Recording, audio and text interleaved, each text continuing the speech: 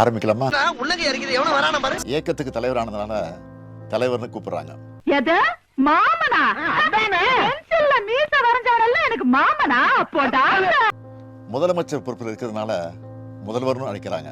மூஞ்சில திருட்டுகள தாண்டவ மாறுதுடா.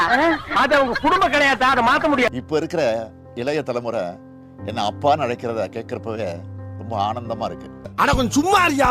அப்பா தான் கூப்பிடுங்க. ஆமா, நான் அப்பா டாடின்னு கூப்பிடணும். ஆனா இந்த அப்பா என்ற உறவு மாறாது. அந்த ஏராளமான திட்டங்களை செஞ்சுக்கிட்டு இருக்கும்.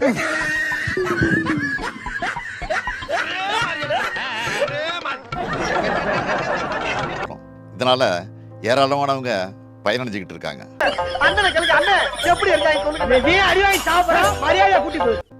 பயனடைஞ்ச பல பேர் பேசுற வீடியோக்களை நீங்களே கூட பார்த்திருப்பீங்க. இந்த திட்டங்களால முன்னேறினவங்க எனக்கு கடிதம் எழுதுறாங்க.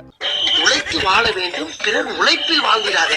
கீழே படி, அது அறிவு கெட்ட பங்கர நாயே. பங்கர நாயா.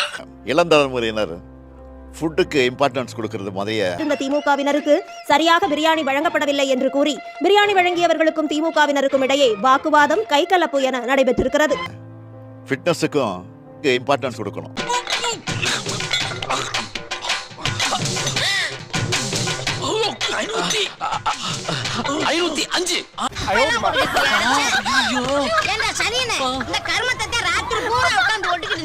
உடற்பயிற்சி கூட போடா, ஜிம்முக்கு போய் நல்லா முகிழ்க்கும் தசையிடை அரும்புவதே அழகுங்கிறான் திருவிக்கா. ஏத்ரா பாடியை தூக்குடா. அவன் பீட்டர்ல வேணா அப்பிட்டா இருக்கலாம், ஆனா பாடியில ஃபிட் ஆயிட்டான். அதான் ஆர்வம். என்னை சந்திக்கிறப்போ மக்களோட முகத்துல மகிழ்ச்சியும் நம்பிக்கையும் பார்க்கிறேன்.